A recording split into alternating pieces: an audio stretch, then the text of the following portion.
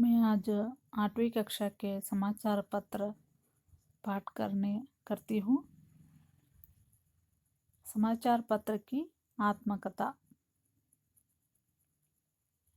देखिए, आप इस चित्र में देख रहे हैं कि समाचार पत्र की आत्मकथा।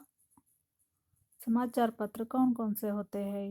हिंदुस्तान, रोजगार, समाचार, विजयवाणी, तरंग। इस तरह समाचार पत्र को हम दैनिक समाचार पत्र और मासिक समाचार पत्र और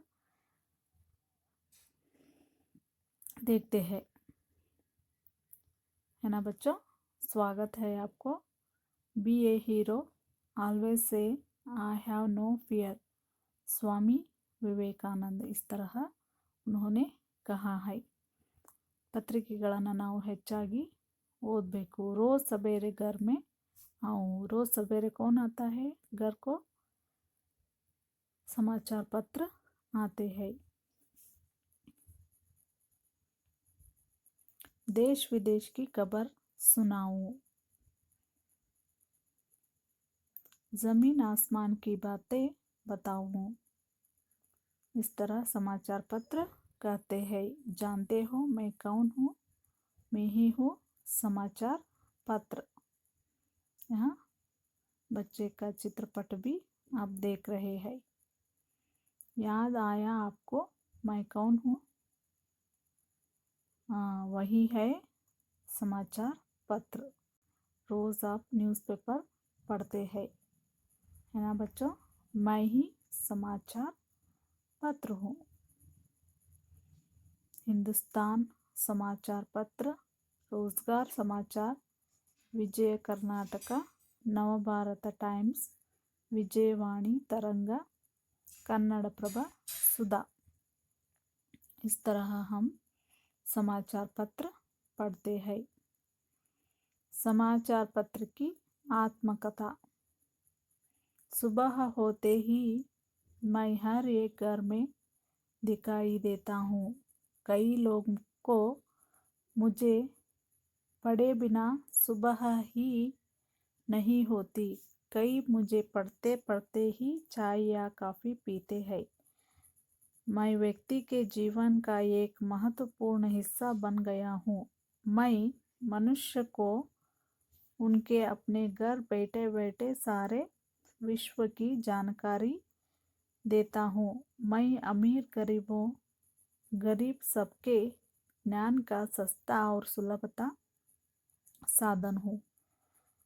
समाचार पत्र ಹೇಳ್ತೈತಿ, ನಾನು ಬೆಳಗ್ಗೆ ಎಲ್ಲರ ಮನೆಗೂ ಬಂದು ತಲುಪುತ್ತೇನೆ ಹಾಗೂ ಎಲ್ಲರೂ ನನ್ನನ್ನು ಇಷ್ಟಪಡುತ್ತಾರೆ ಮತ್ತು ಎಲ್ಲರೂ ಹೇಗೆ ನನ್ನನ್ನು ಓದುತ್ತಾರೆ? ಚಾಯ್ ಕುಡ್ಕೋತಾ ಮತ್ತು ಕಾಫಿಯನ್ನು ಸೇವಿಸ್ತಾ ನನ್ನನ್ನು ಓದುತ್ತಾರೆ ಅಂತ ಹೇಳ್ತಾ ಇದೆ। ಅವರು सारे विश्व की जानकारी समाचार पत्र देते हैं और ಶ್ರೀಮಂತ ಮತ್ತು ಬಡವ ಅಂದೇನೆ ಎಲ್ಲರಿಗೂ ಕಡಿಮೆ ಸಮಯದಲ್ಲಿ ಕಡಿಮೆ ರೂಪಾಯಿದಲ್ಲಿ ಸಿಗುತ್ತದೆ, है ना बच्चों। आप देख रहे हैं समाचार पत्र कौन कौन से होता है। घर का चित्र और सुबह का चित्रपट। प्राचीन काल में राजा महाराजा कबूतरों के द्वारा संदेश भेजा करते थे। संदेशवाहक भी संदेश लेकर जाते थे। ಹೀಗೆ ಪ್ರಾಚೀನ ಕಾಲದಲ್ಲಿಯೂ ಸಹಿತ ರಾಜ ಮಹಾರಾಜರು ಪಾರಿವಾಳದಿಂದ ಸಂದೇಶಗಳನ್ನು ಕಳುಹಿಸುತ್ತಾ ಇದ್ದರು। संदेश भी वहाँ मिल जाता था, है ना। ಪಾರಿವಾಳದ ಮೂಲಕ ಸಂದೇಶವನ್ನು ಕಳಿಸ್ತಾ ಇದ್ರು। ಆದರೆ ಈಗ ಏನಾಗಿದೆ, ಪೋಸ್ಟ್ ಮ್ಯಾನ್ ನಮಗೆಲ್ಲರಿಗೂ ಪತ್ರವನ್ನು ತಂದು ಕೊಡ್ತಾ ಇದ್ದಾನೆ।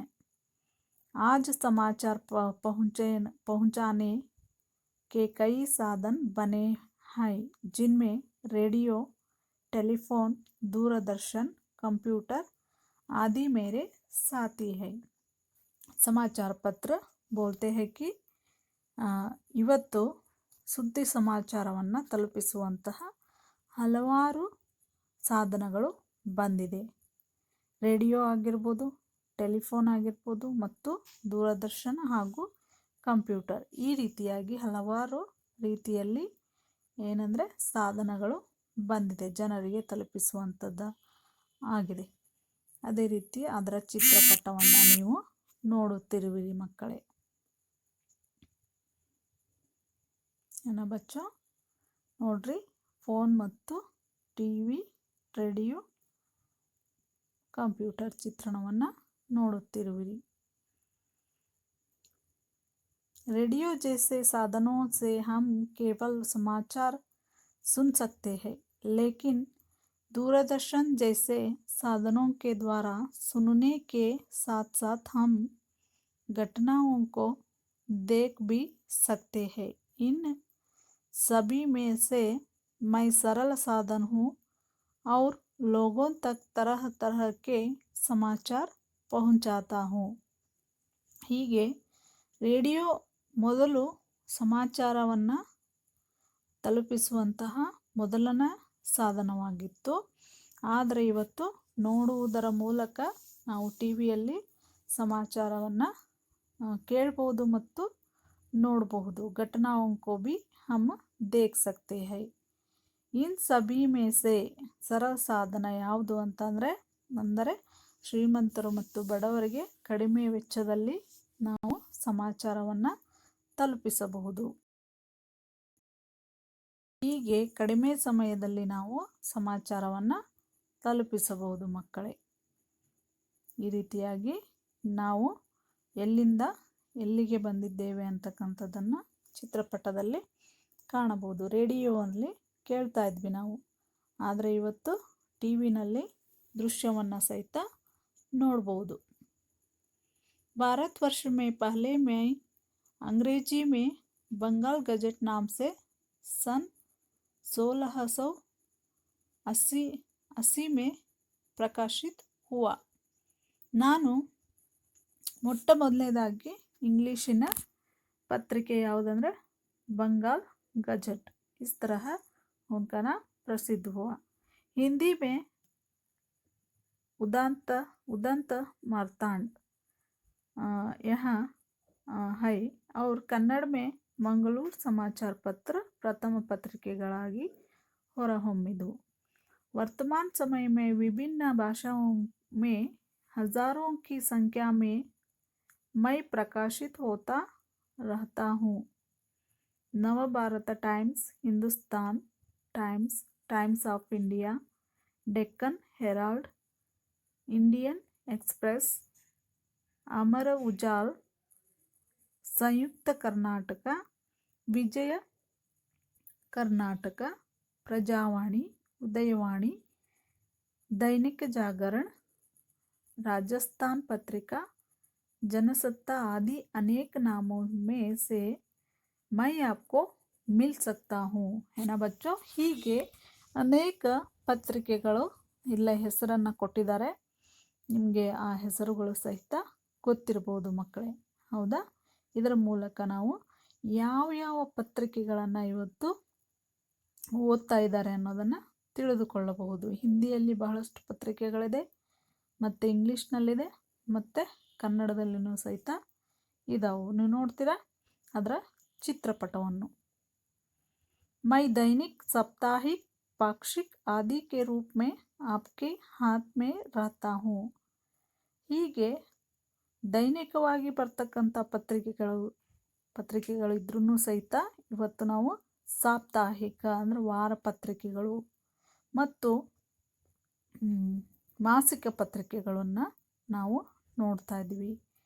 विषय की दृष्टि से मुझे सामाजिक, धार्मिक, साहित्यिक, आर्थिक, सांस्कृतिक, मनोरंजक आदि वर्गों में विभाजित किया जाता है.